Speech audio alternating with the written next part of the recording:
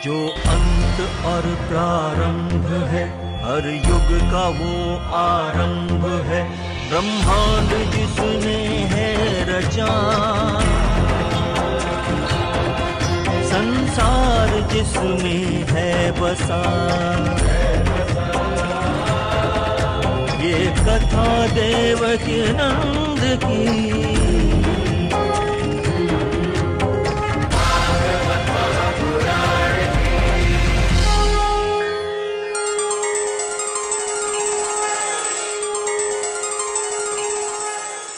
भगवान श्री कृष्ण ने कहा, मैं महारास शरद पूर्णिमा के दिन करूंगा और तुम सब ब्रज की गोपियां शरद पूर्णिमा के दिन वृंदावन में आना, और जब तुम शरद पूर्णिमा के दिन वृंदावन में रात्रि में जब आओगी तो मैं तुम सबकी मनोरथ, मैं तुम सबकी मनोकामनाओं को महारास में पूर्ण करूं।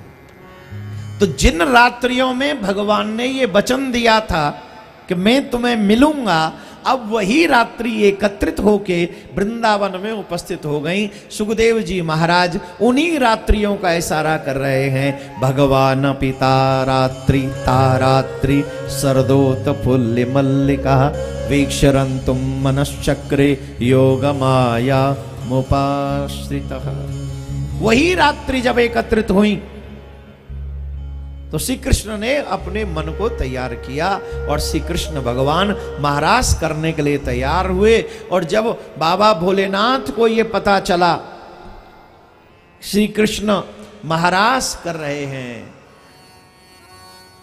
तो वो भी गोपी बनकर उस महारास में सम्मिलित होने की इच्छा से श्री कृष्ण के पास वृंदावन जाना चाहते हैं। बड़ा प्यारा भजन है, आपने कई बार सुना है और सुन लीजिए और अपने आप को कन्हैया की गोपी बना लीजिए। कन्हैया के ही बनने में फायदा है, दुनिया के बनने में कोई फायदा नहीं है। फिर बताए दे रहा हूं, मेरे कन्हैया के बन जाओ। किसके बनना चाहिए? कन्हैया के बनो। तो बाबा भोलेनाथ भी गोपी बनकर जाना चाहते हैं। कहां? वृंदावन। आइए, बहुत प्यारा भजन है, मिलकर गाइए, आनंद से गाइए।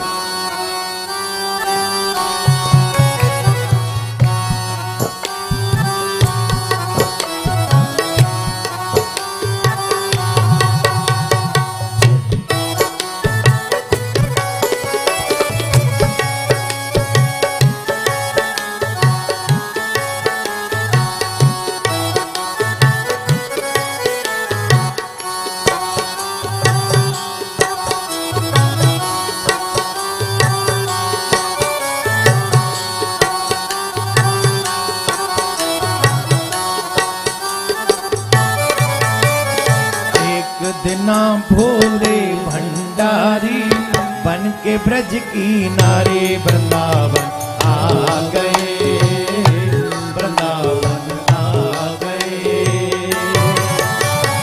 एक दिना भोले भंडारी बन के ब्रज की नारे वृंदावन आ गए, वृंदावन आ गए।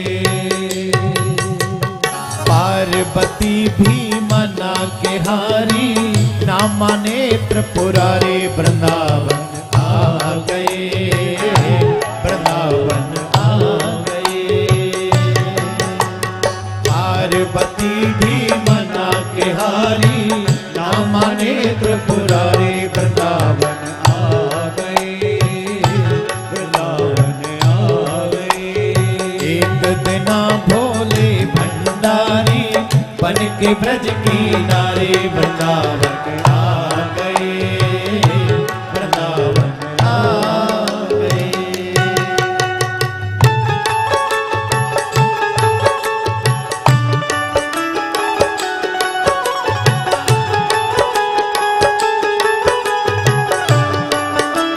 हरि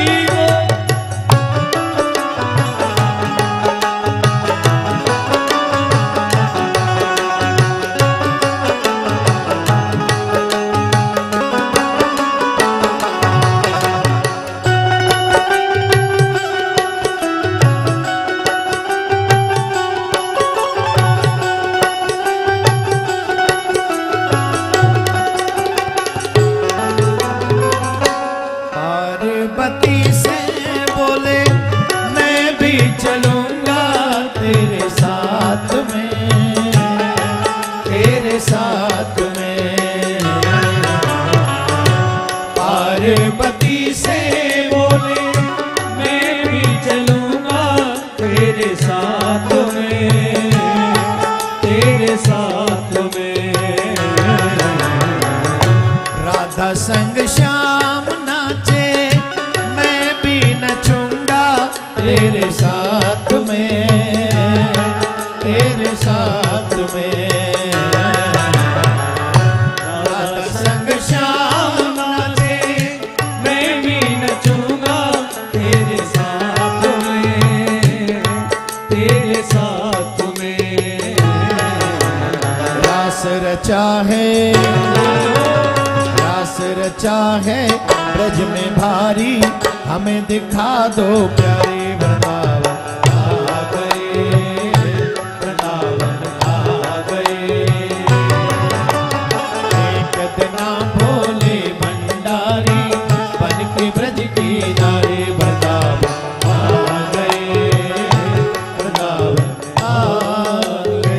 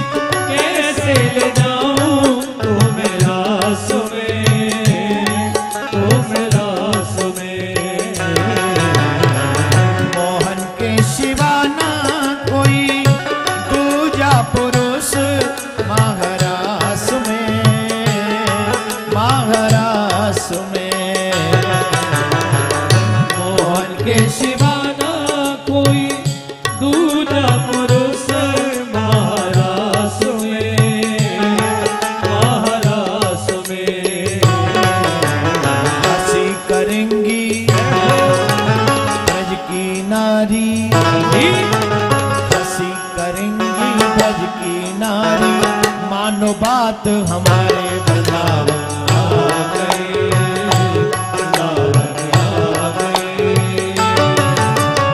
एक दिना भोले भंडारी बन के ब्रज की नारी, वृंदावन आ गए, वृंदावन आ गए।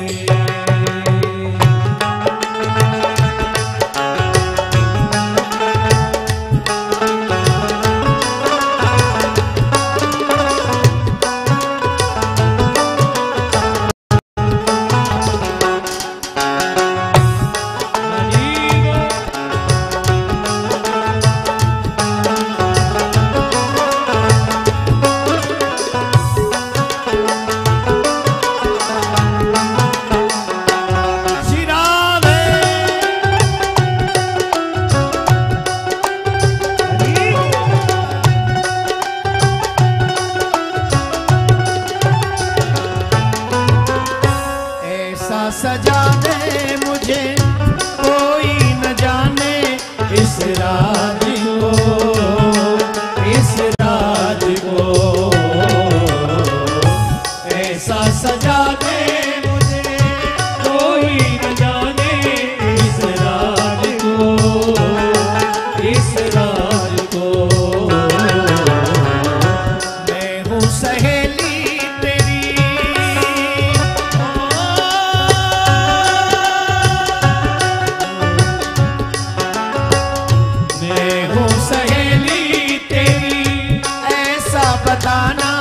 ब्रजराज को, ब्रजराज को। मैं हूँ सहेली तेरी ऐसा बताना, ब्रजराज को, ब्रजराज को। राधा के सुरमा के साड़ी, लगा के सुरमा पहन के साड़ी, चाल चले मतवारे वृंदावन आ गए, वृंदावन आ गए। एक दिन बोले भंडारी बन के ब्रज के नारे वृंदावन आ गए, वृंदावन आ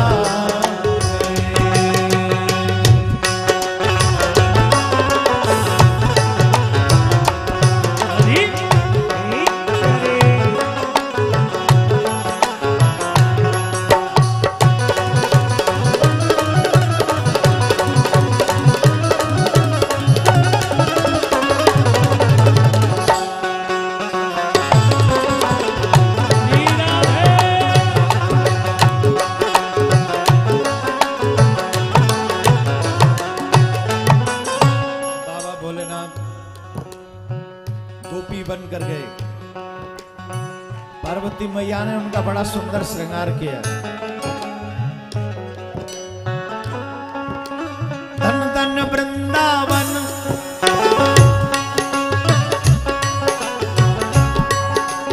धन धन वृंदावन, झुके जा सभी लोगों का मान। ओ धन धन वृंदावन, झुके जा सभी लोगों का मान। जहां आए गोपी बनो बाबा भोलेनाथ, जहां आए गोपी बनो गो बाबा भोलेनाथ।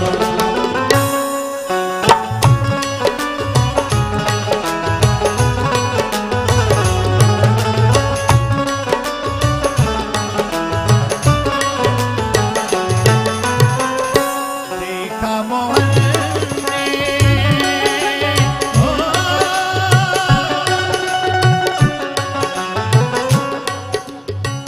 खड़े होके ताली बजा रहे हैं, बैठ जाएं सब,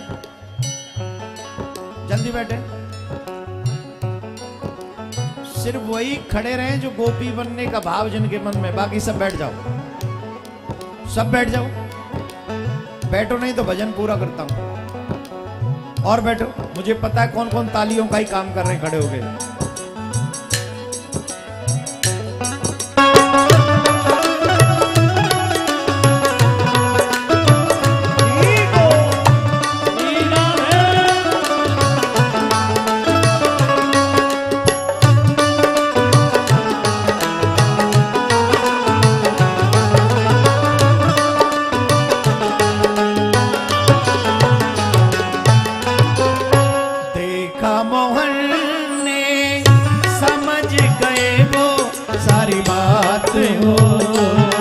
सारी बात हो, ऐसी बजाई बंसी,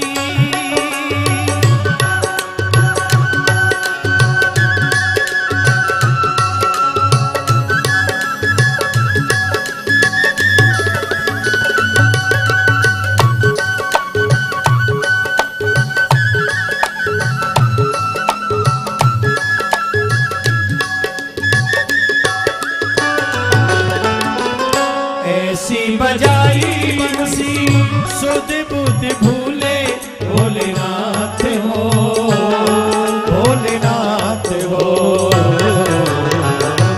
ऐसी बजाई बंसी, सुध बुध भूले भोलेनाथ हो, भोलेनाथ हो।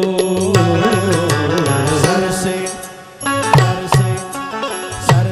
खिसक गई जब साड़ी, मुस्काए बनवाए वृंदावन आ गए, वृंदावन आ गए। सर से खिसक गई जब साड़ी, मुस्काए बनवाए वृंदावन आ गए, वृंदावन आ गए। एक दिन भोले भंडारी बन के ब्रज की नारे वृंदावन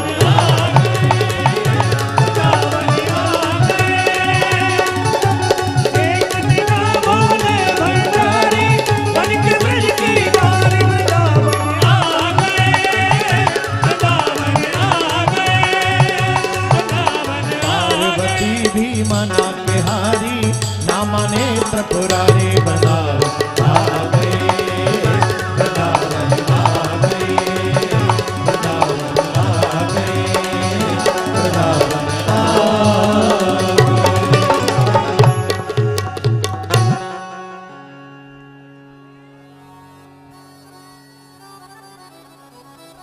ऐसे नहीं, जोर से बोलना पड़ेगा और जोर से। बैठिए।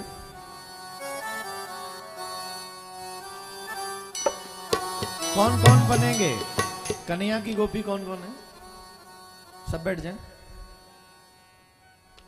कौन कौन बनना है गोपी? जिन जिन को कन्हैया की गोपी बनना है बैठे बैठे घूंघट करो सब। घूंघट मतलब समझ गए? आपकी शक्ल नहीं दिखनी चाहिए। जिन जिन को कन्हैया की गोपी बनना है सबका घूंघट होना चाहिए। जिन्हें कन्हैया को देखना है, ना मैं देखूं और को ना तोय देखन दे।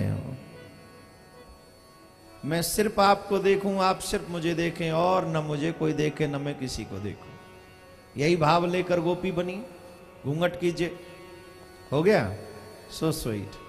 जिन जिन घूंघट मतलब पूरा करना है। नाक भी न दिखे तुम्हारी। कभी रहे ही नहीं हो ना गांव में तो कैसे घूंघट करोगे? पूरा मुंह ढको। जय बात। दोनों घूंघट करो और दोनों हाथ ऊपर करो।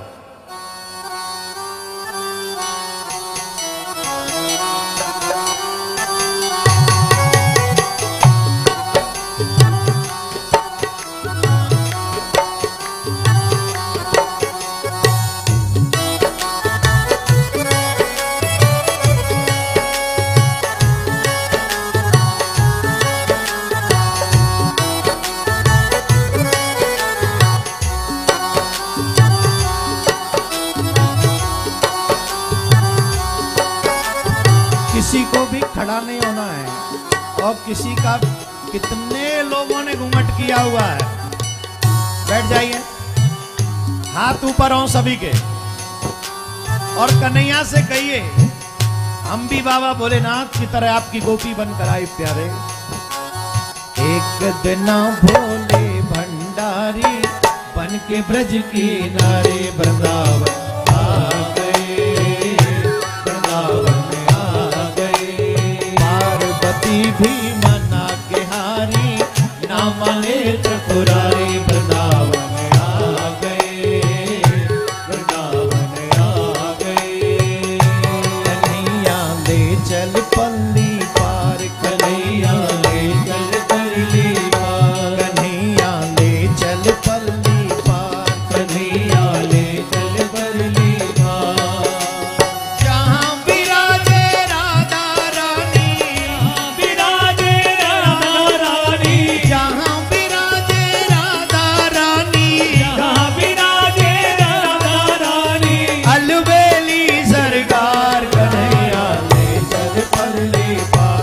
कन्हैया ले चल पल्ली पार। आनंद घन जहाँ बरस रहा है। आनंद घन जहाँ बरस रहा है। पत्ता पत्ता हरस रहा है। पत्ता पत्ता हरस रहा है। किस किस को आनंद आ रहा है? यहाँ गोपी बनने में किस किस को आनंद आ रहा है? बहुत से लोग कहते हैं महाराज पर्दा करने का हमको क्यों बोलते हो? हम तो जानते भी नहीं और कई हटा भी लेते हैं, है ना? पर्दा में एक सबसे अच्छी बात है, जब पर्दा आ जाता है तो अंदर से हिम्मत भी आ जाती कि अब हमें कौन देख रहा है, अब जम के नाचो, क्या फर्क पड़ रहा है।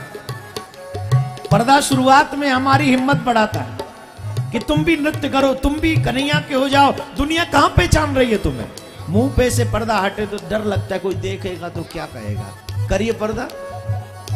तो क्या बात, इतने लोग अपने घर वालों के कहने से कभी पर्दा किया है? I am so lucky. देखिए कितनी माताएं बहन, माताओं की छोड़िए भाई लोग भी पर्दा किए हुए हैं, कितना भाग्य है। अच्छा बताओ गोपी बन के किस किस को आनंद आ रहा है? आ रहा है कि नहीं? आनंद घन यहाँ बरस रहा है। आनंद घन यहाँ बरस रहा है। पत्ता पत्ता हरस रहा है। पत्ता पत्ता हरस रहा है। मैं तेरे चरणों की दासी, मैं तेरे चरणों की दासी, मैं तेरे चरणों की दासी, तू मेरा भरतार। कन्हैया ले चल पल्ली पार। कन्हैया ले चल पल्ली पार। कन्हैया ले चल पल्ली पार। कन्हैया ले चल पल्ली पार। कन्हैया ले चल पल्ली पार। कन्हैया ले चल पल्ली पार। घूंघट हटना नहीं। आज पूरी कथा ऐसे घूंघट में सुननी। बनना है कि नहीं कन्हैया की गोपी। कितनी अच्छी बात है ना। बहुत सी माताओं को सिखाए, माताओं को भाइयों को, हमको घूर घूर के देख रहे, घूंघट करो, देखे ही नहीं। गारंटी कोई देखे, पता ही नहीं है अंदर है कौन। पूरा घूंघट करके कथा सुनो आज। कन्हैया ने जहां जिस रास में बाबा भोलेनाथ, नहीं आप इजी हो जाइए, हटा लीजिए पर्दा, कोई नहीं तो टेंशन हो जाए। कल कथा में नहीं बोल बाबा बिगाड़ रहा है हमको। जिन चीजों को हम पीछे छोड़ा है फिर से हमसे वही करवा रहे हैं, पर्दा है। चलिए, जिस रास में गोपी बाबा शिव हों और जिसमें पुरुष श्री कृष्ण हों, वो रास कैसा होगा? क्या कोई गोपी को शिकायत है? कोई गोपी कुछ कह रही थी अभी? अच्छा, गोपी को आगे जगह चाहिए, राधे राधे बोलना है। तो कन्हैया के रास में बाबा भोलेनाथ शिव गोपी बनकर आए। एक्चुअली ये जो रास किया श्री कृष्ण ने, इसके दो प्रमुख रीजन थे। एक तो ऋषि मुनि जो तप करके गोपी बनकर आए, उनकी भावना को पूर्ण करना था। द्वितीय, जिस कामदेव को यह अहंकार था कि मैंने सबको जीत रखा है, मैंने सबको परास्त कर रखा है, मुझे कोई परास्त नहीं कर सकता है, उस कामदेव को परास्त करना भी एक मकसद था।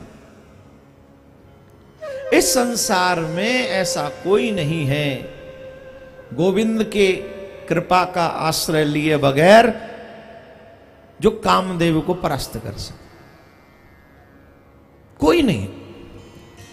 जिस काम से ब्रह्मा हार गए हो, नारद हार गए हो, शिव और इंद्र की तो बात ही कौन करे। भगवान शिव भी एक बार मोहिनी के ऊपर मोहित हुए। ये अलग बात है कि तब भगवान ही मोहिनी बने। बोलो राधे राधे। ऐसे नहीं, धीरे बोलते हो तो मुझे टेंशन होती है।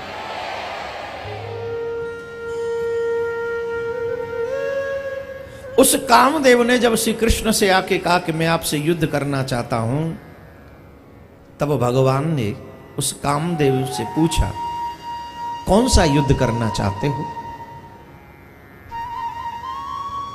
मैदान का कि किले का? दोनों में अंतर बताइए माधव। दोनों का अंतर है। किले का युद्ध इसको कहेंगे कि जब हम एकांत में अपने आराध्य का स्मरण कर रहे हो, तुम आना और अपनी पूर्ण शक्ति का प्रयोग करना। तुमने अगर अपनी शक्तियों के माध्यम से मेरे हृदय में काम जागृत कर दिया तो तुम्हारी विजय, नहीं तो हमारी विजय। तुम अगर हमारे मन में काम न जगा सके तो हमारी विजय हो। मैदान का युद्ध, मैदान का युद्ध इसे कहेंगे कि जब मैं अकेला पुरुष होऊंगा और अनंत स्त्रियां होंगी, एक से एक सुंदर स्त्री होगी, तब उस समय तुम आना और मेरे हृदय में काम जगाना। अगर काम जग गया तो तुम्हारी विजय, नहीं जगा तो मेरी विजय। काम प्रबल कब होता है? रात्रि में। काम प्रबल कब होता है? एकांत में। काम कब प्रबल होता है? जब स्त्री का साथ हो अथवा पुरुष का साथ हो, तब। श्री कृष्ण ने कहा कि मैदान के युद्ध में रात्रि का समय होगा, मैं अकेला पुरुष होऊंगा, बाकी की सब स्त्रियां होंगी, तुम आके जगाओ मेरे हृदय में काम, तुम्हारी विजय हो जाएगी। उस कामदेव ने जो कहता है, मदनो मनमतो मारो प्रद्युम्नो निकेतनः कंदर्प दर्प कोनंग काम पंचरस्मर। कामदेव कहता है, जिस कामदेव के 5 बाणों से कोई कितना भी बड़ा मारथी क्यों ना हो, सब परास्त हो जाते हैं।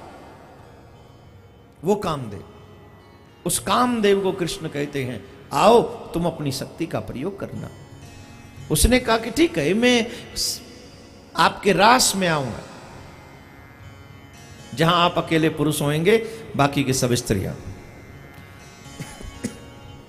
भगवान ने उस कामदेव को उस रास में बुलाया। स्त्रियां भी साधारण नहीं थी। हम लोगों को ठाकुर जी थोड़ी सी सुंदरता दे दे तो हमारे पांव जमीन पे नहीं पड़ते। और वही सुंदरता बुढ़ापे में बदसूरत हो जाती तो भयंकर बुरे और लगते। जवानी में हर कोई व्यक्ति सुंदर लगता है, चाहे कितना भी बड़ा वो उसका कलर कोई भी हो। एक समय वो भी आता है जब बहुत ही सुंदर लगते हैं, लेकिन बुढ़ापे में एक समय ऐसा भी आता है कोई कितना भी सुंदर हो जवानी में रहा हो, बुढ़ापे में तो गोविंदा है नमो नमः। आजकल सिस्टम थोड़े बढ़ गए इसलिए दांत नकली लगवा लेते हैं लोग, है ना, कानों में वो लगवा लेते हैं, आंखों पे चश्मा लगवा लेते हैं। ये सब लगा लो दुनिया को बहकाने के लिए कि अभी तो मैं स्ट्रांग बना हुआ हूं या भी हुई हूं। कितना भी पाउडर लगवा लो, वो खिंचवाते हो, जैसे वो लटक जाते कई बार, फिर खिंचवा के हम लोग अपने आप को सुंदर बना ले। लेकिन ये सब करने के बाद भी ईमानदारी से बताओ, क्या हम और आप मौत को झांसा दे पाएंगे? हैं? जोर से बोलिए। क्या वो समय होगा जो मौत नहीं, ये इसको तो बाल उड़ जाने थे, वो सब गंजा हो जाना था, दांत निकल जाने थे, आंखों से नहीं दिखे, तब मैं जाऊंगी, ऐसा तो नहीं है ना।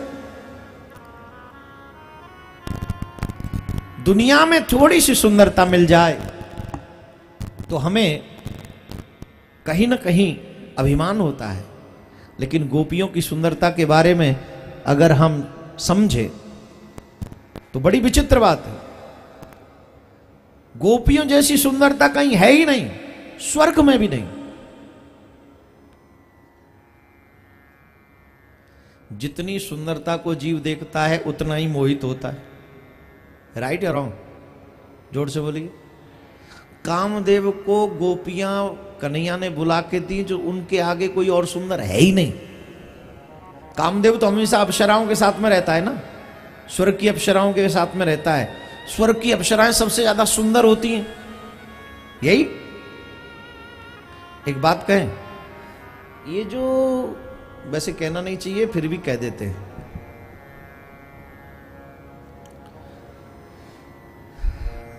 एक बात हमारे देश में कुछ सेकुलर तथा कथित कुछ सेकुलर लोग करते हैं कि आतंकवाद का कोई धर्म नहीं होता, यही कहते हैं। पक्का बोलो हाँ या ना, पक्की बात ना। और हम देखते हैं जब कुछ आतंकवादी पकड़े जाते हैं या वो पुलिस की या मिलिट्री की गोलियों से मर जाते हैं तो फिर उनको एक अलग ही तरीके से किया जाता है। समझ रहे? हमको, हमारी सरकारों को एक काम करना चाहिए, जब आतंकवादियों का कोई धर्म नहीं होता है, कोई मजहब नहीं होता है, तो भारत सरकार को भारत के अनुसार एक नियम बना देना चाहिए कि जो भी आतंकवादी भारत में मारा जाएगा भारतीय धर्म अनुसार उसका अग्नि में जलाकर अंतिम संस्कार करेंगे, ससम्मान, अपमान के सहित नहीं, ससम्मान। क्योंकि भारत में अंतिम संस्कार होता है, मोस्टली 100-125 करोड़ जो लोग हैं वो अधिकांश मृत्यु के उपरांत में जिनका अग्नि संस्कार, अंतिम संस्कार होता है। तो हम लोग ये निश्चय करें, नियम बने, सरकार ये कानून बनाए इस पर कि जो भी आतंकवादी भारत में मारा जाएगा उसे और कोई अंतिम विदाई न देकर सिर्फ अंतिम संस्कार अग्नि के हवाले किया जाएगा। क्योंकि कहीं ऐसा कहते हैं जो लोग शहीद होते हैं अपने धर्म के नाम पे, उन्हें 16 हूर मिलती हैं ऊपर, 16 या 14, आई डोंट नो। और जो ऐसे जला दिए जाएंगे उनको हूर नहीं मिलेंगी। राइट? उनको हूर का कोई प्रलोभन न दे सके, इसके लिए हूरों से मिलने के लिए वो आतंकवाद का रास्ता ना अपनाएं। ये सबसे बेस्ट तरीका हो सकता है कि यहां अगर मारे गए तो यहां अंतिम संस्कार होगा, और अंतिम संस्कार अग्नि का अंतिम संस्कार हुआ तो वहां हूर नहीं मिलेंगी। अगर हूर नहीं मिली तो ये जिहाद किस बात का? तो मुझे लगता है उस पर 80% विराम लग सकता है और नौजवान उसकी तरफ नहीं जाएंगे। इसलिए सरकार को एक स्टेप उठाना चाहिए। बोलो राधे राधे, जोर से बोलिए। लेकिन एक और बात, सबसे बड़ी सुंदरता कहते स्वर्ग में, अप्सराएं सबसे सुंदर, लेकिन अप्सराओं से भी अधिक सुंदर है ब्रज की गोपी।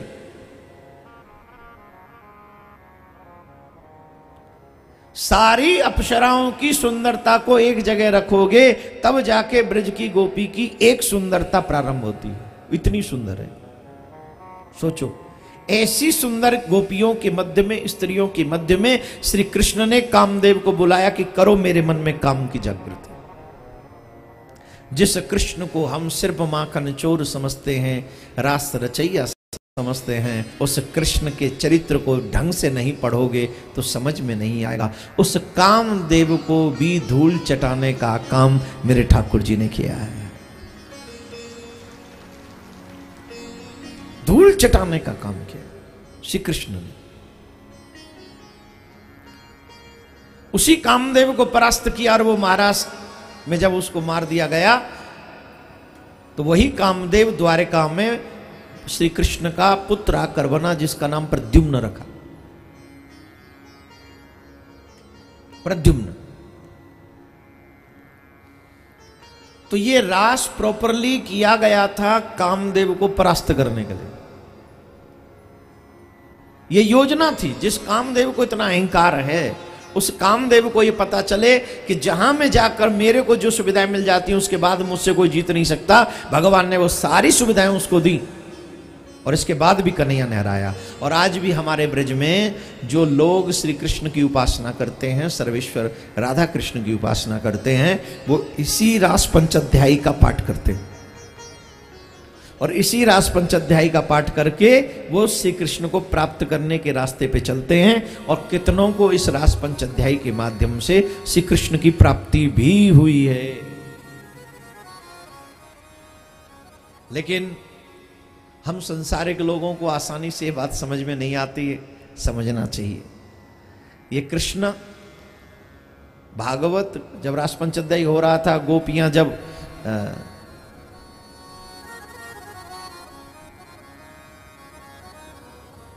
गोपियों को जब अभिमान हुआ तो श्री कृष्ण उन्हें छोड़कर चले गए। एक बात फिर से याद रखें आप, जीवन पर्यंत हमें किसी चीज का अभिमान नहीं होना चाहिए। अभिमान करना सबसे बुरी चीज है, सबसे बुरी चीज। हम न चाहते हुए भी अभिमान कर बैठते हैं और जो जीव अभिमान करता है वो भगवान से दूर हो जाता है। अभिमान गोविंद को प्रिय नहीं लगता, अभिमान भगवान को अच्छा नहीं लगता। ये त्रुटि है बहुत बड़ी।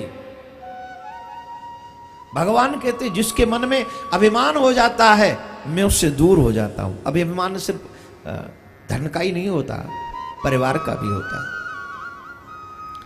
अभिमान पद का होता है, अभिमान बल का होता है, अभिमान सौंदर्य का होता है, अभिमान रूप का भी होता है, अभिमान अपनी ताकत का भी होता है, अभिमान अपने विवेक पर भी होता है। और की तो क्या कहे साहब, अभिमान ज्ञान का भी होता है। अभिमान इवन कई लोग तो भजन करते हैं इसी बात का कर लेते हैं। कई लोग अभिमान कर ले, हम बहुत कथा सुनते हैं। बहुत कथा सुनते हो ये अच्छी बात है, पर ये अभिमान करने योग्य बात नहीं है। ये ठाकुर जी की कृपा है कि तुम बहुत कथा सुनते हो। ठाकुर ने तुम्हें अपना बना रखा है इसलिए तुम बहुत कथा सुनते हो। ये गोविंद की कृपा है। Without his blessings you can't listen to Shrimad Bhagavatam. उसकी कृपा के बगैर तुम यहां आ ही नहीं सकते, झांक नहीं सकते। पाप की अधिकता आपसे भागवत छुड़ा देती है। जिस भागवत को मां पार्वती पूर्ण न सुन चुकी हो, सुन पाई हो, वो कथा आपको मिल रही है, आपका कम लक है क्या? लेकिन एक बात है ना, इस बात को समझे कौन? जो थोड़ा भी धर्म के महत्व को जानता होगा वो ना समझेगा। किसी मूर्ख के हाथ में डायमंड पकड़ा दो, कोहिनूर पकड़ा दो मूर्ख के हाथ में, अब वो कोहिनूर की कीमत जानेगा क्या? बोलिए हैं? एक बात बोलते एक चेला ने गुरुजी से पूछा, गुरुजी जीवन की वैल्यू क्या है? ध्यान से सुनना। हमें भी नहीं पता जीवन की वैल्यू क्या है। गुरुजी जीवन की वैल्यू क्या है, इसका मूल्य क्या है। गुरुजी ने एक बहुत चमकता हुआ एक पत्थर अपनी थैली में से निकाला और उससे कहा, ये पकड़ के ले जा, बाजार में इसकी कीमत लगवा के ला, सबसे पूछना लेकिन बेचना किसी को मत। बोले ठीक। वो चेला उस चमकीले पत्थर को लेकर गया। सबसे पहले उसने सब्जी वाले से पूछा, भाई मुझे ये पत्थर की तुम क्या कीमत दोगे। तो उसने देखा पत्थर बहुत कीमती चमक रहा है, वो जानता तो था ही नहीं क्योंकि सब्जी वाला था, चमक रहा है। तो उसने कहा लगता है 2-4 किलो सब्जी ले जाओ, और क्या इसके बदले, इससे ज़्यादा और क्या देंगे तुमको, 2-4 किलो आलू ले जाओ। बोले ठीक। पत्थर लिया और चल रहे। आगे गए किसी वस्त्र वाले की दुकान पर, वस्त्र वाले को दिखाया, भैया ये देखना जरा इसको। बोले हाँ जी। बोले इसको देख के बताओ कि तुम इस पत्थर की क्या कीमत, इसके बदले में तुम क्या दे सकते हो। तो जो बजाज था वस्त्र बेचने वाला, उसने कहा देखो भाई, इसका मुझे पता नहीं पत्थर कैसा है, क्या कीमती है, पर चमकीला है, लग रहा है कुछ कॉस्टली होगा, तो 2-4 थान ले जाओ, कपड़े वपड़े सिलवा लेना अपने लिए, और क्या, 2-4 थान ले जाओ, 5 ले जाओ। बोल ठीक। वो एक सुनार की दुकान पर गया। सुनार से कहा, भैया ये देखना जरा ये पत्थर, इस पत्थर को देख के बताओ तुम इसके बदले में हमको क्या दे सकते हो। तो सुनार था, थोड़ा बहुत पत्थर की थोड़ी बहुत ध्यान होगी उसको। तो उसने कहा देखो, मैं एक बात कह सकता हूं कि मेरी दुकान में जितना भी गोल्ड अगर तुम्हें दूं तो शायद लगता है ये भी इसकी कीमत नहीं होगी। बोले ठीक है। वो पत्थर लिए आगे बढ़ा। पत्थर की जान पहचान करने का सबका अधिकार नहीं होता है, तो वो राजा के पास में गया, नगर के राजा के पास। राजा से कहा, महाराज ये मेरे पास पत्थर है और इस पत्थर को देख के बताओ आप इसके बदले में क्या दे सकते हैं। तो राजा ने वो पत्थर जांच करने वाले लोग बुलाए, और जो बहुत जानकार थे पत्थर के, जो होते ना, क्या बोलते हैं उनको, पत्थर को जानने वाले, पारखी लोग जो होते हैं। तो उन्होंने, पारखी लोगों ने देखा, परख करने वालों ने बोले, राजा बुरा मत मानना, बहुत महंगा पत्थर है, बहुत, तुम सारा राज्य भी इसको दे दो तो भी इस पत्थर की कीमत नहीं चुका सकोगे, इतना कॉस्टली। वो महोदय पत्थर को लेकर अपने गुरुजी के पास में आए और गुरुजी से कहा, गुरुजी बात समझ में नहीं आई हमारे में। आलू वाला 2-4 किलो ही दे रहा है, वस्त्र वाला वो 2-4 थान ही दे रहा है, गोल्ड वाला कह रहा है सारी दुकान ले जाओ। राजा के पास गया तो वहां जाके पता चला कि सारा राज्य भी दे दो तो भी इसकी कीमत बराबरी नहीं। आखिर महाराज बात क्या है। गुरुदेव ने कहा, अपना प्रश्न दोहराओ। बोले मेरा प्रश्न था जीवन का मूल्य क्या है। तो गुरुदेव ने बहुत प्यारा जवाब दिया, देखो जिसकी जितनी समझ है जीवन का वही मूल्य है। जिसकी जितनी सोच है, समझ है, पहुंच है। कितने लोग ऐसे हैं जो जिंदगी भर पी पी के मर गए, उन्हें पता ही नहीं। कितने ऐसे लोग हैं जो दूसरों को मारने गिराने में ही जिंदगी व्यतीत कर दी, उन्हें पता ही नहीं उनके लिए जीवन क्या है। कितने लोग हैं जो मुंबई में और यहां वहां थोड़ा बड़ी जगह पे पैसे लेके लोगों को मार देते, 10-20 लाख, 2-4 लाख दे दो, कोई मार देते। हमारे उत्तर प्रदेश में चले जाओ, 10-20 हजार पे ही गोविंदा है, नमो नमः। तो उनके लिए जीवन की क्या मूल्य है। लेकिन किसी संत महात्मा के पास चले जाओ, असली पारखी तो वो हैं, एक एक, रुको ना भी बाद में बजाना, असली पारखी हैं। एक एक मिनट अगर वो भजन करके निकालते हैं तो उन्हें पता है जीवन कितना कॉस्टली है। इस जीवन में तप करके, भजन करके, साधना करके वो ईश्वर को प्राप्त कर सकते हैं। ये इतना कॉस्टली है। पूरा संसार भी दे दिया जाए तो दर्शन नहीं होगा, लेकिन जीवन का सदुपयोग कर लिया जाए तो गोविंद की प्राप्ति होगी। इतना कॉस्टली है ये जीवन। सिर्फ कथा सुन के तालियां ही मत बजाया करो, कभी कभी सोचा भी करो, आखिर तुम्हारी नजर में तुम्हारे जीवन की कीमत क्या है, वैल्यू क्या है, मूल्य क्या है। Please, my dear, don't play with yourself. Life is very costly. Too costly. No one can return this beautiful life. तुम्हें वापस कोई तुम्हारा जीवन नहीं दे सकेगा. अगर एक बार गया तो गया. है कोई जो तुम्हें दे सके? बोलिए. इसे मिट्टी के भाव मत बेचो. मिट्टी के भाव नहीं. हीरा जन्म अनमोल है, कौड़ी बदले जाए. ये नहीं कहता संसार में मत रहो. संसार में रहना यही है, लेकिन यहां रहकर भी ईश्वर को नहीं भूलना है, उद्देश्य को नहीं भूलना है. और जितना ज्यादा समय हो सके बस अच्छे से अच्छा काम कीजिए, ईश्वर को पाने की कोशिश करिए. और यही आपके जीवन की, जिस दिन आपको गोविंद की प्राप्ति हो गई, आपको जीवन का, संसार का सबसे ब्यूटीफुल कीमत, कॉस्ट या उपहार मिल जाएगा, गिफ्ट मिल जाएगा. बोलो राधे राधे. जोर से बोलना पड़ेगा. गोपियां जब अभिमान करने लगी तो श्री कृष्ण ने उनको थोड़ी देर अदृश्य हो गए. और कृष्ण के अदृश्य होने पर गोपियां रोने लगी और गोपियों ने गोपी गीत गाया. एक श्लोक आप दोनों हाथ जोड़ें, सर ढकें, मेरे साथ एक श्लोक सिर्फ आप उच्चारण करेंगे. सभी लोग बैठ जाए, सर ढक लें, दोनों हाथ जोड़ें और यही सोचे कि हम ही तो गोपी हैं, कृष्ण हमें छोड़ के गए हैं, हमें गोविंद कब मिलेंगे. ये भाव मन में रखिए. जयति तेधिकं जन्मना ब्रज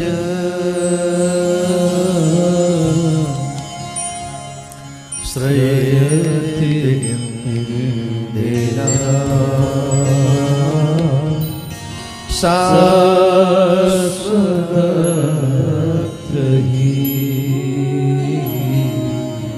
दयति दृश्यता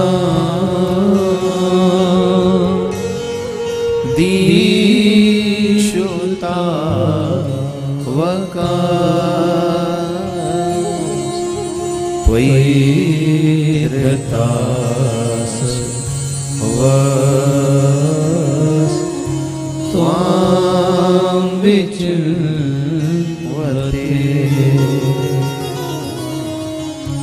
जयति तेधिकं जन्मना ब्रज श्रेयतेन्द्रा शाश्वत.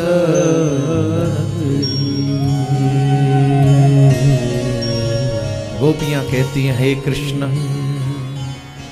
तुम्हारे ब्रज में अवतार लेने से स्वर्ग की देवी लक्ष्मी भी अपने स्वर्ग के सारे सुखों को त्याग करके नित्य निरंतर इस ब्रज में वास कर रही है और ब्रज के लोगों की कृपा प्राप्त करना चाहती है. आपके यहां रहने से स्वर्ग की देवी लक्ष्मी भी इस ब्रज में आ जाती है. आप लीला में है, आपकी जय हो. कृष्ण की गोपियां कृष्ण के लिए कह रही हैं तुम्हारी जय हो. शब्दों पे ध्यान दीजिए. यही सात्विक पवित्र प्रेम है, जहां कोई कुछ पाने की चाह नहीं है, कोई इच्छा नहीं है. आज संसारिक उदाहरण अगर देखा जाए कि कोई प्रेमी प्रेमिका अपने घर से बाहर गए हों और प्रेमी मार्ग में उसे छोड़कर चला जाए, क्या प्रेमिका ये कहेगी तुम्हारी जय हो? बोलिए, कहेगी? उसमें हिम्मत है? क्यों नहीं कहेगी? क्योंकि वो इस उम्मीद से आई थी मैं नित्य निरंतर तुम्हारे साथ रहूंगी, तुम्हारा प्रेम प्राप्त करूंगी, तुम मेरी देखभाल करोगे. अब मुझे और लोगों की, मेरे पिता मेरे भाई की आवश्यकता नहीं है, हमें तुम्हारी आवश्यकता है बस. लेकिन जिसके सहारे को लेकर हम आए वही हमें बेसहारा करके बीच में छोड़ जाए, क्या हम उसके लिए कह पाएंगे कि आपकी जय हो? नहीं कह सकेंगे। क्यों? क्योंकि हम संसारिक लोग हैं, हमारा प्रेम स्वार्थ पे टिका हुआ है। लेकिन गोपियां कहती हैं, वो जानती हैं कि कृष्ण ईश्वर है, निश्चित हमारा ही फॉल्ट होगा, जिसे देखकर कृष्ण हमें छोड़कर चलेगा। कृष्ण की गोपियां कहती हैं, कृष्ण तुम्हारी जय हो। आप तो सबको सुख देने वाले हैं, आप हम ब्रजवासियों को सुख देने वाले हैं। आपने हम ब्रजवासियों की एक बार नहीं, कभी अगासुर से, कभी जो है कालिय नाग से, कभी इंद्र के कोप से, बार बार आपने हमारी रक्षा की है। बार बार आपने हमारी रक्षा की, हमें सुरक्षा प्रदान की है। तो इतनी जगह से रक्षा करने वाले हे गोविंद, आज आप हमें अपने विरह रूपी अग्नि में जलाकर क्यों मार डालना चाहते हो? क्या शस्त्र से ही मारने को मारना कहते? क्या अपने प्रेम में घायल कर कर जीव को इस तरीके से उसे वियोग प्रदान कर देने को मारना नहीं कहते? घायल करने को मारना नहीं कहते? नैनों से मारने को मारना नहीं कहते? गोपियां ऐसा करुणरुंदन करती है। तब पीतांबरधरा स्रगवेहि साक्षात मनमथ मनमथ। गोपियों की करुण पुकार सुनकर श्री कृष्ण प्रकट होते हैं उन गोपियों के मध्य में। बोले कृष्ण कन्हैया लाल की जय। और फिर गोपियों के पूर्ण मनोरथों को, जो जो उनके मन में मनोरथ है, उन्हें कृष्ण पूर्ण करते हैं। श्री कृष्ण 11 वर्ष 56 दिन ब्रज में रहे। 11 वर्ष 56 दिन ब्रज में रहे। उसके बाद अक्रूर जी उनको लेने के लिए आए, और जब अक्रूर जी उनको लेने के लिए आए तो श्री कृष्ण और बलराम अक्रूर जी के साथ मथुरा गए। मथुरा में जाकर कंस इत्यादि सलतोसल मुष्टक चाणूर दुष्टों को मारा, उन राक्षसों का वध किया। उन राक्षसों का वध हो जाने के बाद श्री कृष्ण ने अपने नाना उग्रसेन को कारागार से मुक्त किया। मां देवकी वसुदेव पिता को भी कारागार से मुक्त किया।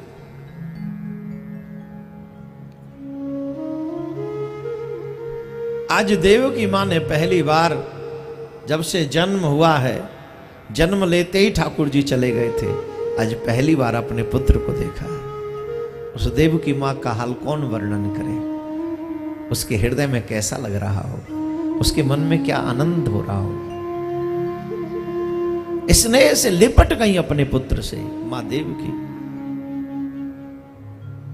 मेरा लाल इतना बड़ा हो गया, इतना बड़ा हो गया। पता चला कि कंस मार दिया है। अरे कैसे मार दिया कंस? तुम इतने छोटे से, तुम कंस को कैसे मार सकते हो? मेरा भाई बड़ा दुष्ट था, बड़ा राक्षस, बड़ा बलवान था, उसे तुम जैसा छोटा बालक कैसे मार सकता है? कंस मर गया। ये कृष्ण ये नहीं कहते मैंने मार दिया, कृष्ण कहते हैं कंस को कृष्ण ने नहीं मारा, कंस को कंस के कर्मों ने मारा। जिसके कर्म ऐसे हों जो अपनी बहन के भी केस पकड़ ले और अपनी बहन को ही दुख दे, अपनी बहन के ही बच्चों को जन्म लेते मार दे, ऐसा कोई भी प्राणी वो जिंदा रह ही कैसे सकता है? कंस को कंस के कर्मों ने मारा है। याद रखिए, हम में भी कंस और कृष्ण दोनों मौजूद हैं। जब हम परोपकार करते हैं तब हमारा कृष्ण निकल के आ जाता है बाहर, और जब हम सिर्फ अपनी सफलता के लिए दूसरों को दुख देने में लगे रहते हैं, सिर्फ अपने ही पेट को भरने में लगे रहते हैं, तब हमारा कंस जागृत हो जाता है। निवेदन, अपने कंस को मार के रखो और अपने कृष्ण को जगा के रखो, तो तुम्हारा कल्याण होगा। उग्रसेन जी महाराज को जब कारागार से मुक्त किया तो श्री कृष्ण ने कहा, नाना अब आप राज्य करो। उग्रसेन कहते नहीं, देखो आपने कंस को मारा है, और जो राजा को परास्त करे मारे राज्य उसी का होता है, आप ही राज्य करो। श्री कृष्ण कहते हैं नाना जी, हमने मामा को इसलिए नहीं मारा क्योंकि हम राज्य करना चाहते, ये हमारा उद्देश्य नहीं। ये मामा बड़ा दुष्ट था, मेरी माँ को दुख दिया, मेरे पिता को दुख दिया, मेरे भाइयों को जन्म लेते ही मार दिया, और तो और मेरे नाना मीन्स आपको भी कितना दुख दिया उसने। उग्रसेन कहते मैं धन्य हो गया आप जैसा देवता पाके। आप जैसे परमात्मा से जिसका कोई रिश्ता हो वो तो पवित्र हो ही जाता है, वो तो धन्य हो ही जाता है। मैं धन्य हो गया कि मेरा रिश्ता आपसे है। ये प्रसंग, इसके बाद एक छोटा सा प्रसंग, ब्रज में कन्हैया जब आए तो ब्रजवासियों से कह के आए थे हम परसों आ जाएंगे, लेकिन कन्हैया गए नहीं परसों, राजकाज में व्यस्त हो गए, मथुरा की व्यवस्थाएं देखने लगे। तो गोपियां भी श्री कृष्ण को याद कर करके रोती हैं। एक दूसरे से बात करती हैं। मैया यशोदा भी दुखी रहती है, बाबा नंद भी। वो दिल कहां से लाऊं, तेरी याद जो भुला। गोपियां कह रही हैं कैसे भूल जाएं आपको माधव, आपका एक एक शब्द रह रह कर याद आता है, आपकी एक एक लीला रह रह कर हमारे मन को याद दिलाती रहती है। आपका वो चलना, आपका वो मुस्कुराना, आपका वो चितवन रह रह कर हमारे जीना मुश्किल कर रही है। लोग कहते हैं आपकी याद भुला दें, गृहस्थ का कार्य करें, संसार को संभालें, लेकिन याद भुलाने के लिए भी तो दिल तैयार हो। अब ये दिल तो मानने को तैयार नहीं कि तुम्हें भूल जाए, तो दूसरा दिल कहां से लाए।